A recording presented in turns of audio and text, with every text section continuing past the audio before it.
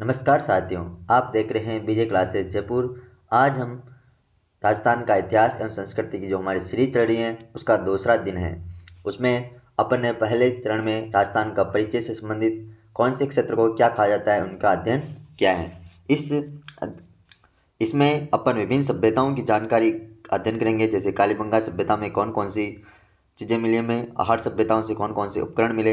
ऐसे स्लाइडों के माध्यम से आपको अध्ययन करवाया जाएगा। गणेश्वर सभ्यता, किलुंड सभ्यता, बागोर सभ्यता के बारे में अध्ययन, अन्य प्राचीन सभ्यताएं कौन कौन सी राजस्थान में हुई हैं उनका अध्ययन भी अपन इस क्लास में करने वाले हैं। इससे पहले अपन ने उस वीडियो में राजस्थान के जो पूर्व पाषाण काल, मध्य पाषाण काल और उत्तर नवपाषाण काल के अध्ययन कर लिया है। उसमें ताम्रकांस्य काल में कौन कौन सी सभ्यताएं थी उनका अध्ययन भी अपन ने किया है। आज अपन राजस्थान का जो सभ्यताएं हैं उनसे कौन कौन से उपकरण मिले हैं उनका अध्ययन करने वाले हैं। शुरुआत करते हैं बिना देरी किए हुए। और ये आने वाले सभी एग्जामों में महत्वपूर्ण है, चाहे RS हो, SI हो, वीडियो, पटवार, LDC, CET 2026 हो, चाहे लैब स्टेंट हो, SI जो आने वाली परीक्षा है उसके लिए भी बहुत महत्वपूर्ण होने वाली क्लास है। शुरुआत करते हैं स्लाइडों के माध्यम से। तो कालीबंगा सभ्यता, सर्वप्रथम ये जानते हैं कालीबंगा सभ्यता कहाँ स्थित है। तो कालीबंगा सभ्यता हनुमानगढ़ जिले में स्थित है। किस जिले में? हनुमानगढ़ जिले में स्थित में। यह सभ्यता आज से 6000 वर्ष से भी अधिक प्राचीन मानी जाती है। तो इसका कार्यकाल कितना पुराना है? 6000 वर्ष पुरानी है। 6000 वर्ष पुरानी है ये, और हनुमानगढ़ जिले में मिलती है ये। और किस नदी के किनारे? प्राचीन जो ध्वजदत्ती नदी या सरस्वती नदी घाटी के नाम से जानी जाती है। और वर्तमान में किस नदी से? गग्गर नदी का क्षेत्र कहलाता है। गग्गर नदी का क्षेत्र कहलाता है वर्तमान सरस्वती नदी घाटी में। हड़प्पा सभ्यता से भी प्राचीन कालीबंगा की सभ्यता विकसित हुई है। राजस्थान के हनुमानगढ़ जिले में स्थित यह सभ्यता आज से 6000 वर्ष से भी अधिक प्राचीन मानी जाती है। इस स्थल का नाम कालीबंगा क्यों पड़ा? तो कालीबंगा यहाँ की खुदाई के दौरान प्राप्त काली चूड़ियों के कारण पड़ा, क्योंकि पंजाबी भाषा में बंगा का अर्थ होता है चूड़ी, इसलिए कालीबंगा का अर्थ क्या होता है? काली चूड़ियाँ। क्या होता है? काली चूड़ियाँ। सर्वप्रथम 1952 में अमलानंद घोष ने इसकी खोज और तत्पश्चात 1961-62 ईस्वी में बीबी लाल और बी के थापर द्वारा यहाँ उत्खनन कार्य करवाया गया। उत्खनन में इस सभ्यता के 5 स्तर सामने आए हैं। प्रथम 2 स्तर तो हड़प्पा सभ्यता, तो इसकी खुदाई कितने चरणों में की गई? 5 स्तर में। कितने में? 5 स्तर में इसकी खुदाई की गई। और इनमें से शुरू के जो 2 स्तर थे वो प्राक हड़प्पा सभ्यता के हैं, और बाद के 2 हड़प्पा सभ्यता के काल के। जो बाद के 3 हैं वो कितने? हड़प्पा सभ्यता के काल के हैं, और पहले प्राक हड़प्पा सभ्यता के काल के थे। इसकी खोज किसने की? सर्वप्रथम अमलानंद घोष ने की। कब की? 1952 ईस्वी में। स्वतंत्रता के पहली जो सभ्यता थी खोजी जाने वाली वो कौन सी थी? कालीबंगाई थी। तत्पश्चात 1961-62 ईस्वी में बीबी लाल और बी के थापर, किसके द्वारा? बीबी लाल और बी के थापर, यहाँ उत्खनन कार्य करवाया गया। उत्खनन में इस सभ्यता के 5 स्तर पाए गए। प्रथम 2 स्तर तो हड़प्पा सभ्यता से प्राचीन व तीसरे, चौथे और 5वें स्तर की सामग्री हड़प्पा सभ्यता की सामग्री के समान और समकालीन भी है। इस आधार पर कालीबंगा की सभ्यता को 2 भागों में बांटा गया है, प्राक हड़प्पा सभ्यता और हड़प्पा सभ्यता में। कालीबंगा सुव्यवस्थित रूप से बसा हुआ नगर था। कालीबंगा कैसा? सुव्यवस्थित नगर से बसा हुआ नगर था। मकान बनाने में मिट्टी की ईंटों को धूप में पकाकर प्रयोग किया जाता था। तो मिट्टी की ईंटों को किसमें? धूप में पकाकर इनका प्रयोग किया जाता था। उत्खनन से प्राप्त मिट्टी के बर्तन एवं उनके अवशेष पतले और हल्के हैं। तो यहाँ से जो प्राप्त मिट्टी के बर्तन हैं उनके अवशेष कैसे हैं? पतले और हल्के हैं, तथा उनमें सुंदरता व सुडौलता का भी अभाव है। पतले और हल्के हैं और साथ में उनमें सुंदरता व सुडौलता का भी अभाव है। बर्तनों का रंग कैसा है? यहाँ पर मिले बर्तनों का रंग लाल है, जिन पर काली एवं सफेद रंग की रेखाएं खींची गई हैं। तो काली एवं सफेद रंग की रेखाएं खींची गई हैं। और बर्तन कैसे रंग के हैं? लाल रंग के हैं। यहाँ से जुते हुए खेत के साग से मिलते हैं। यहाँ से जुते हुए खेत के साग से मिलते हैं। ऐसा अनुमान है कि लोग एक ही खेती में 2 फसलें उगाते हैं। यहाँ से जुते हुए खेत का साग से मिलते हैं। इनसे क्या पता चलता है कि यहाँ लोग एक ही खेत में 2 फसलें एक साथ उगाया करते हैं। कालीबंगा से मिले कब्रिस्तान से यहाँ के निवासियों की स्वाधान पद्धति की जानकारी मिलती है। तो स्वाधान पद्धतियाँ कितनी मिलती है कालीबंगा में? 3 प्रकार की स्वाधान पद्धतियाँ भी मिलती हैं, शव को दहन करने की जो पद्धतियाँ हैं। साथ ही एक बच्चे के कंकाल की खोपड़ी में 6 छिद्र भी मिले हैं। एक बच्चा है उसकी कंकाल की खोपड़ी में 6 छिद्र भी कहाँ से मिले हैं? कालीबंगा सभ्यता से। मस्तिष्क शोथ बीमारी के इलाज का प्रमाण माना जाता है। और ये किसके? मस्तिष्क शोथ बीमारी के इलाज का प्रमाण माना जाता है। यहाँ से प्राप्त खिलौना, कौन कौन सी सभ्यता? खिलौना, बैलगाड़ी, हवन कुंड, लकड़ी की नाली और बेलनाकार मोहरे भी प्राप्त हुए हैं। कौन कौन सी? खिलौना, बैलगाड़ी, हवन कुंड के साग से और लकड़ी के लकड़ी की नाली और बेलनाकार मोहरें यहाँ से प्राप्त हुई हैं। आगे चलते हैं आर्य सभ्यता। आर्य सभ्यता के बारे में अध्ययन करते हैं। आर्य सभ्यता से कौन कौन से उपकरण मिले हैं और ये कहाँ पर स्थित हैं। यह किताब बहुत ही इंपॉर्टेंट है आने वाले सभी एग्जामों के लिए। यह रामबाण पुस्तक साबित होती है क्योंकि हर एग्जाम में क्वेश्चन इसी से पूछे जाते हैं, इसलिए ध्यान से पढ़े, पूरे पढ़े। आर्य सभ्यता किस जिले में? उदयपुर शहर के आसपास बहने वाली आहड़ नदी के तट पर बसे आहड़ के उत्खनन के फलस्वरूप 4000 वर्ष पुरानी पाषाण धातु युगीन सभ्यता के अवशेष भी सामने आए हैं। तो 4000 वर्ष पुरानी, जबकि कालीबंगा सभ्यता 6000 वर्ष पुरानी। किस जिले में? उदयपुर शहर के आयर नदी के किनारे बसे आहड़ के उत्खनन के फलस्वरूप 4000 वर्ष पुरानी पाषाण धातु युगीन सभ्यता के अवशेष सामने आए हैं। यह सभ्यता एक टीले के नीचे दबी हुई प्राप्त हुई थी, जिसे धूलकोट यानी मिट्टी का टीला कहते हैं। यहाँ पर क्या मिला है? धूलकोट। यह जो सभ्यता एक टीले के नीचे दबी है उसे धूलकोट कहा जाता है। सर्वप्रथम इसकी खोज किसने की? 1953 में अक्षय कीर्ति व्यास एवं उसके बाद रतन चंद्र अग्रवाल एवं HD सांकलिया के निर्देशन में उत्खनन कार्य करवाया गया। तो सर्वप्रथम अक्षय कीर्ति व्यास ने कब? 1953 में। जबकि कालीबंगा सभ्यता 1952 ईस्वी में किसी द्वारा? अमलानंद घोष के द्वारा खोजी गई। और इसके कौन कौन सहयोगी थे? रतन चंद्र अग्रवाल एवं HD सांकलिया के निर्देशन में उत्खनन कार्य करवाया गया। इस सभ्यता के लोग मकान बनाने में धूप में सुखाई गई मिट्टों, वहां पर धूप में पकाकर जो मिट्टी है उनका उपयोग किया जाता था। इसमें कालीबंगा सभ्यता, इसमें धूप में सुखाई गई ईंटों एवं पत्थरों का प्रयोग किया जाता था। तो मकान बनाने में किसका? धूप में सुखाई गई ईंटों एवं पत्थरों का प्रयोग किया जाता था। आहड़ के लोग अपने मृतकों को गहनों एवं आभूषण के साथ दफनाते थे। गहनों एवं आभूषण के साथ दफनाने वाली कौन सी सभ्यता थी? तो वो आहड़ के लोग अपने मृतक जो पूर्वज होते हैं उनको गहनों एवं आभूषण के साथ दफनाते थे, जो इनकी मृत्यु के बाद भी जीवन की अवधारणा का समर्थक होने का प्रमाण है। उत्खनन में मिट्टी के बर्तन सर्वाधिक मिले हैं, जो आहड़ के लाल काले मिट्टी के बर्तन वाली संस्कृति का प्रमुख केंद्र भी सिद्ध करते हैं। जो उत्खनन से मिट्टी के बर्तन सर्वाधिक मिले कहाँ से? आर्य सभ्यताओं से। जो आहड़ के लाल काले मिट्टी के कौन से प्रकार के? लाल काले प्रकार के मिट्टी के बर्तन यहाँ से मिले हैं, जो वाली संस्कृति का प्रमुख केंद्र भी सिद्ध करते हैं। किस प्रकार के लाल काले मिट्टी के बर्तन प्राप्त हुए हैं? आहड़ का दूसरा नाम किस नाम से? ताम्रवती नगरी। तो ताम्रवती नगरी किस सभ्यता को कहा जाता है? ताम्रवती क्वेश्चन पूछा जाता है हर एग्जाम में।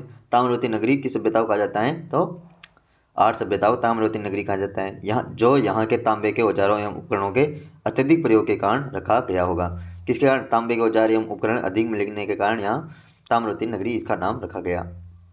उत्खनन से प्राप्त ठप्पों से या रंगाई छपाई व्यवसाय के उन्नत होने का अनुमान भी लगाया जाता है। तो रंगाई छपाई व्यवसाय के उन्नत होने का अनुमान किससे लगाया जाता है? तो आहड़ सभ्यता से लगाया जाता है। तो उत्खनन से प्राप्त ठप्पों से रंगाई एवं छपाई के उन्नत होने का अनुमान किस सभ्यता से लगाया जाता है? तो आहड़ सभ्यता से लगाया जाता है। आगे चलते हैं, अगली सभ्यता कौन सी? गणेश्वर सभ्यता। गणेश्वर सभ्यता के बारे में अध्ययन करते हैं। तो गणेश्वर सभ्यता किस जिले में? गणेश्वर नीमका थाना सीकर में स्थित है। किस नदी के किनारे? कांतली नदी के उद्गम पर। इसे ताम्रयुगीन संस्कृति का, यह भी ताम्रकास्य काल का स्थल है। ताम्रयुगीन संस्कृति का महत्वपूर्ण स्थल है। किसके निर्देशन में उत्खनन हुआ? तो रतन चंद्र अग्रवाल जी के निर्देशन में उत्खनन हुआ। कब की ये मानी जाती है सभ्यता? 2800 ईसा पूर्व की। जबकि आहड़ सभ्यता 4000 वर्ष पुरानी और कालीबंगा 6000 वर्ष पुरानी।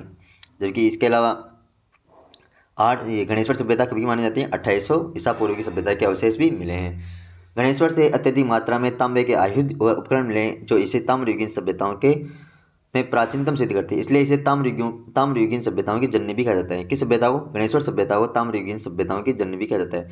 ताम्रयुगीन सभ्यताओं की जननी भी कहा जाता है। किस सभ्यता को? गणेश्वर सभ्यता को। जबकि ताम्रवती नगरी किस सभ्यता को कहा जाता है? आहड़ सभ्यता को कहा जाता है। यहाँ से प्राप्त तांबे के उपकरण व पात्रों में 99% तांबा है। तो 99% तांबा कहाँ से प्राप्त हुआ है? गणेश्वर सभ्यता से प्राप्त हुआ है, जो इस क्षेत्र में तांबे की जो प्रचुर प्राप्ति का प्रमाण भी ये दर्शाता है। यहाँ से भी मिट्टी के बर्तन ही प्राप्त हुए हैं गणेश्वर सभ्यता से, और इन्हें क्या कहा जाता है? कर्पश वर्णी मृदपात्र। कर्पश वर्णी मृदपात्र क्या कहा जाता है? कर्पश वर्णी मृदपात्र। ये क्वेश्चन पूछा जाता है, जो गणेश्वर सभ्यता से प्राप्त मिट्टी के बर्तन उन्हें क्या कहा जाता है? कर्पश वर्णी मर्दपात्र। क्या कहा जाता है? कृपश वर्णी मर्दपात्र। यह बर्तन काले व नीले रंग से सजाए जाते थे। किस रंग का? काले व नीले रंग का इसमें प्रयोग किया जाता था। गणेश्वर भारत की ताम्र सभ्यताओं की जननी माना जाता है। यहाँ से तांबा हड़प्पा व मोहनजोदड़ो को भी भेजा जाता था। कहाँ भेजा जाता था? तांबा हड़प्पा व मोहनजोदड़ो में यहाँ से भेजा जाता था। अब बढ़ते हैं गिलोन सभ्यता। गिलोन सभ्यता कहाँ पर स्थित है? राजसमंद जिले में स्थित है। किस जिले में? राजसमंद जिले में स्थित है। गिलोन कस्बे में। किस नदी के तट पर? बनास नदी के तट पर। दो टीलों के उत्खनन के फलस्वरूप आहार संस्कृति से जुड़ी सभ्यता प्रकाश में है। तो आहार संस्कृति से जुड़ी हुई सभ्यता है गिलोन सभ्यता, जिसे बनास संस्कृति के नाम से भी जाना जाता है। बनासियल बुल के नाम से भी जाना जाता है। बनास संस्कृति के नाम से भी किस सभ्यता को जाना जाता है? तो गिलोन सभ्यता को जाना जाता है। 1957 ईस्वी में खोज किसके निर्देशन में हुई? तो 1957-58 में बीबी लाल के निर्देशन में, ब्रजवासी के स्थापक बीबी लाल के निर्देशन में हुई। यहाँ उत्खनन कार्य किसके नाम में, जो उत्खनन करता किसके?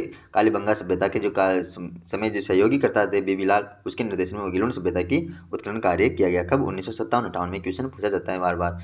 तत्पश्चात 1998 से 2003 ईस्वी के मध्य पूना के डॉक्टर VS शिंदे, कौन कौन से? ये नाम याद रखना। 1998 से 2003 ईस्वी के मध्य पूना के जो डॉक्टर VS शिंदे हैं, पेंसिल्वेनिया विश्वविद्यालय अमेरिका में स्थित हैं, उसके प्रोफेसर ग्रेगरी पोसल के निर्देशन में यह उत्खनन कार्य करवाया गया। तो किसके निर्देशन में? जो पुणे के जो डॉक्टर VS शिंदे थे और पेंसिल्वेनिया विश्वविद्यालय जो अमेरिका में स्थित है, उसके प्रोफेसर ग्रेगरी पोसल के निर्देशन में यह उत्खनन कार्य करवाया गया। उत्खनन से ताम्रयुगीन सभ्यताओं के अवशेष भी मिलते हैं, जिसका समय 1900 से 1700 ईस्वी पूर्व निर्धारित भी किया गया है। उत्खनन से ताम्रयुगीन सभ्यताओं के अवशेष मिलते हैं जो 1917 ईस्वी पूर्व निर्धारित भी किया गया। तो 1917 ईस्वी के जो उपकरण मिले हैं वो गिलोन सभ्यता से प्राप्त हुए हैं। कौन सी गिलोन सभ्यता? किस जिले में स्थित है? राजसमंद जिले में, गिलोन कस्बे में स्थित है और बनास नदी के तट पर स्थित है।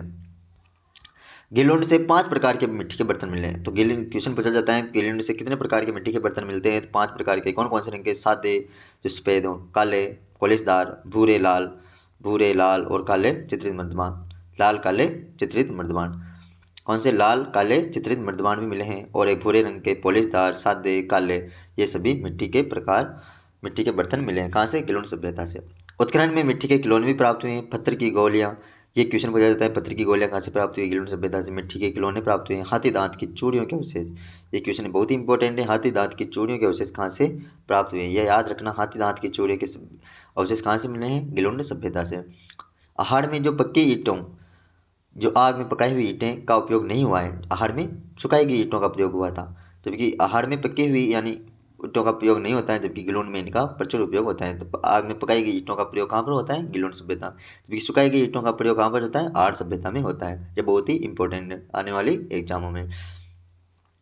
आहार सभ्यता पढ़ ली, गिलोन हो गई, हमारी कालीबंगा हो गई। इसके अलावा गणेश्वर सभ्यता पढ़ ली अपन ने। अब पढ़ते हैं भागोर सभ्यता। तो भागोर सभ्यता कहाँ पर स्थित है?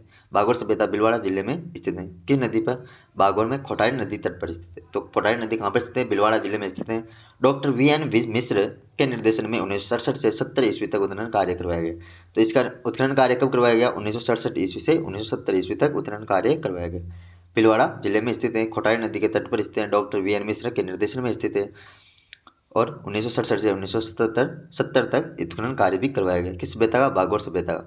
उत्खनन के दौरान यहाँ प्रागैतिहासिक काल की सभ्यता के अवशेष भी प्राप्त हुए, जो 4 से 5000 ईसा पूर्व के माने जाते हैं। 4 से 5000 वर्ष के पुरानी सभ्यता के अवशेष प्राप्त हुए हैं। किसे? भागोर सभ्यता से।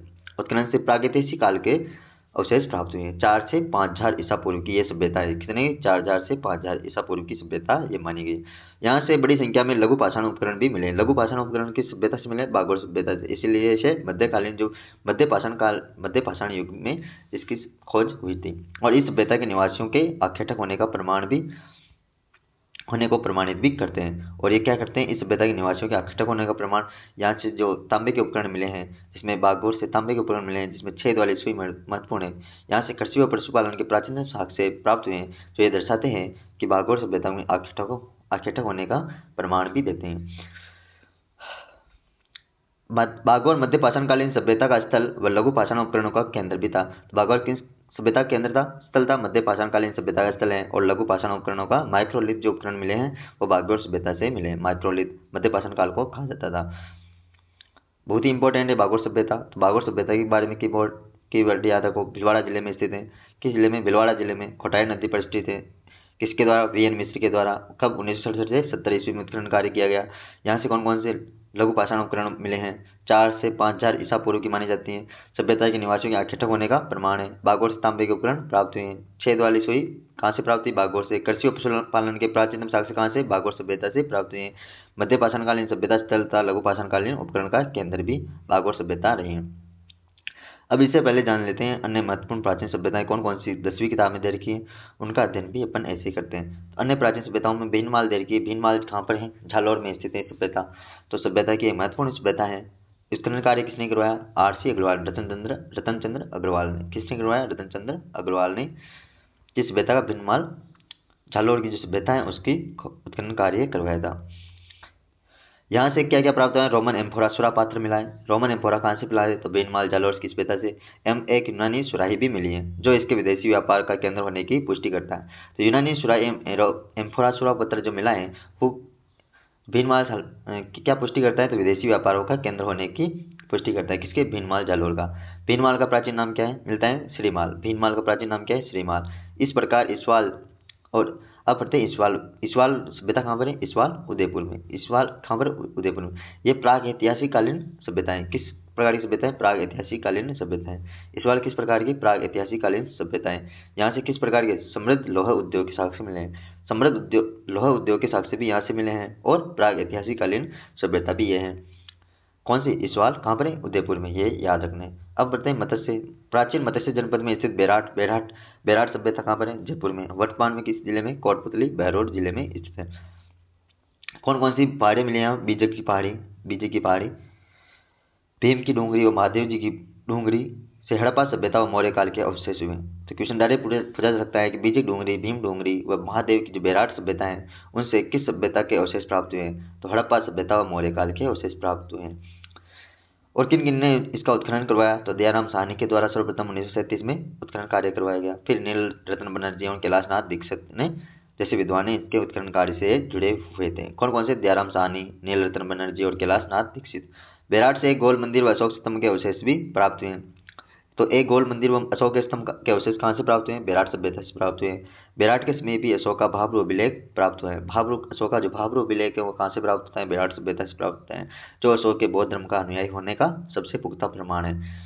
तो बौद्ध धर्म का अनुयायी होने का सबसे पुख्ता प्रमाण है कौन सा? अशोक का भाब्रू अभिलेख। बालातल सभ्यता कहाँ पर है? उदयपुर में स्थित है। Professor VN. मिश्र के निर्देशन में इसके उत्खनन कार्य करवाया गया। तो बालातल उदयपुर में स्थित है। बालातल कहाँ पर स्थित है? उदयपुर जिले में स्थित है। ये 10वीं की किताब से है सारी डिटेल के निर्देशन में प्रोफेसर वी.एन. मिश्र के निर्देशन में उत्खनन कार्य करवाया गया। यह एक ताम्रपाषाणकालीन सभ्यता है। कौन सी सभ्यता? ताम्रपाषाणकालीन सभ्यता है। कौन कौन सी अपन पढ़े?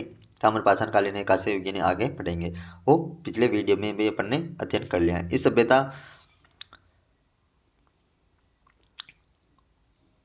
इस सभ्यता के होने का पुख्ता प्रमाण क्या है? बालाथल उदयपुर में स्थित है। बालाथल कहाँ पर स्थित है? उदयपुर में स्थित है। और किसके निर्देशन में इसकी खोज की गई?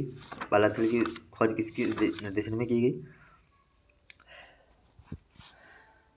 Professor VN. मिश्र। ताम्रपाषाणकालीन सभ्यता है और इस सभ्यता का जो संपर्क है कहाँ पर? हड़प्पा सभ्यता से मिला हुआ है। हड़प्पा सभ्यता से होने का पुख्ता प्रमाण है। किस सभ्यता से? हड़प्पा सभ्यता से होने का पुख्ता प्रमाण है।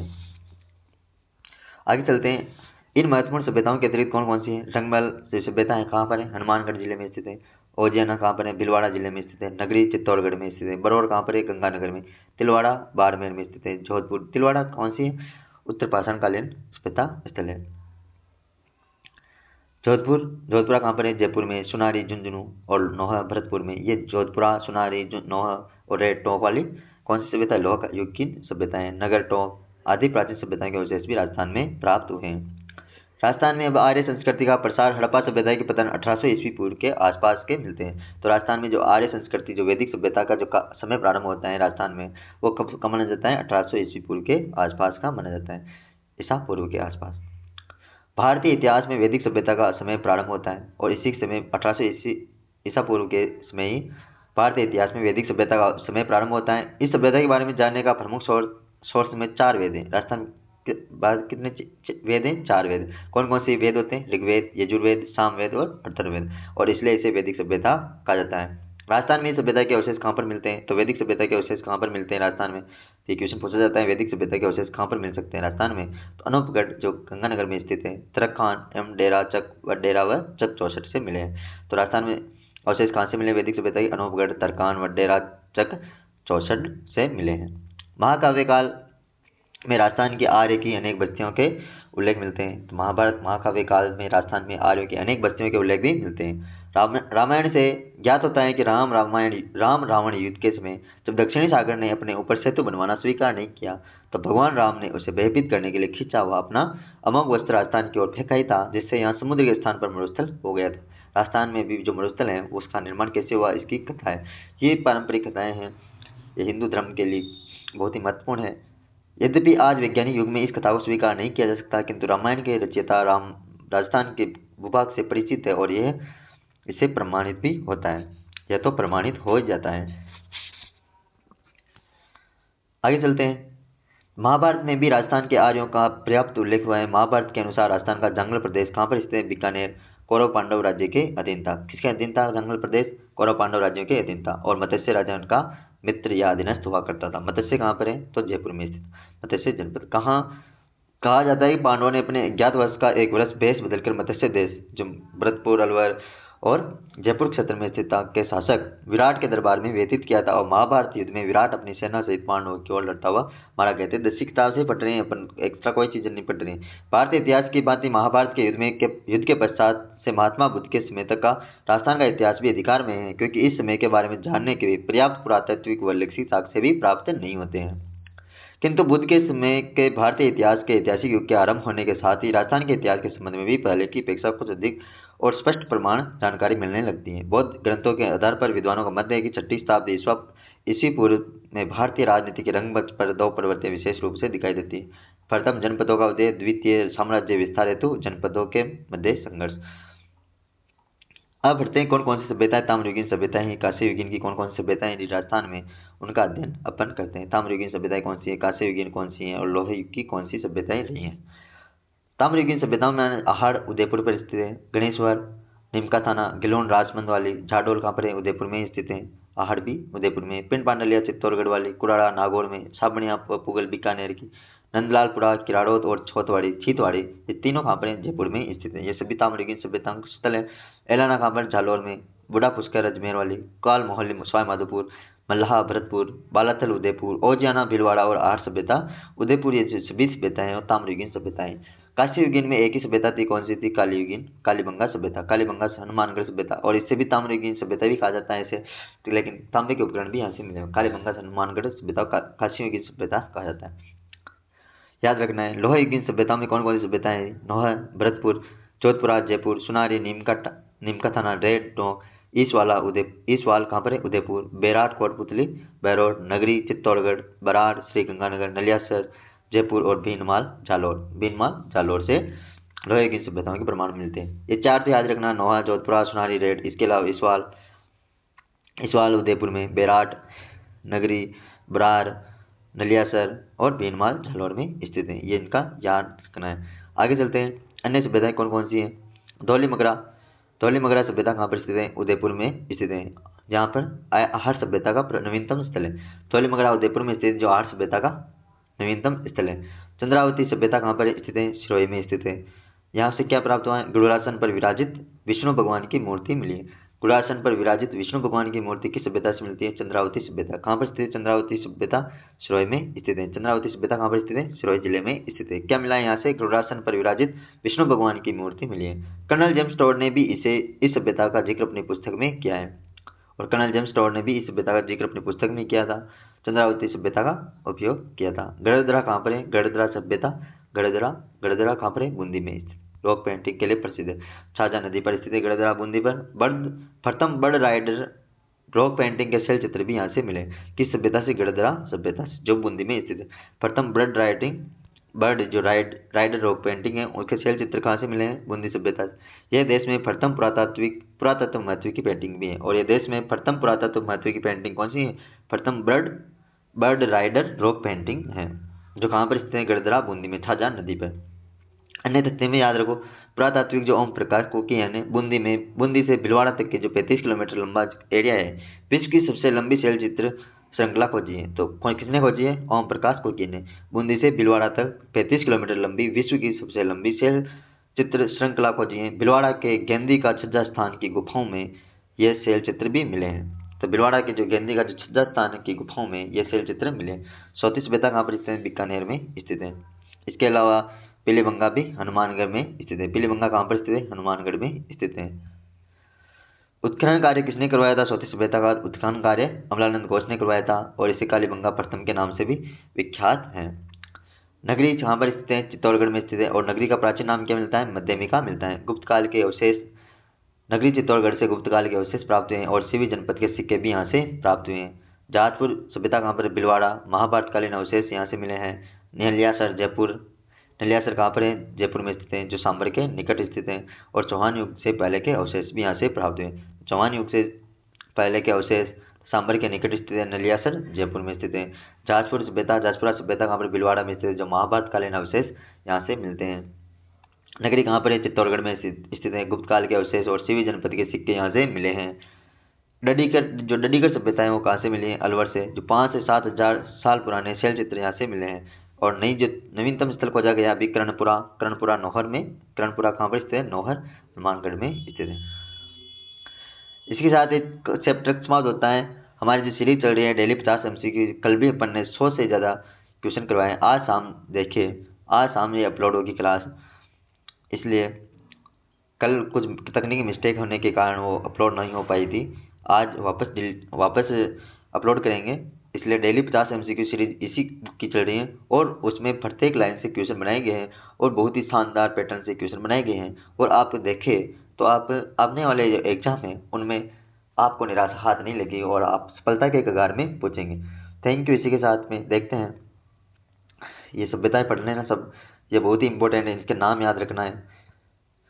थैंक यू इसके लिए, क्लास देखने के लिए। और दोस्तों को शेयर करें, अपने चैनल को सब्सक्राइब भी करें।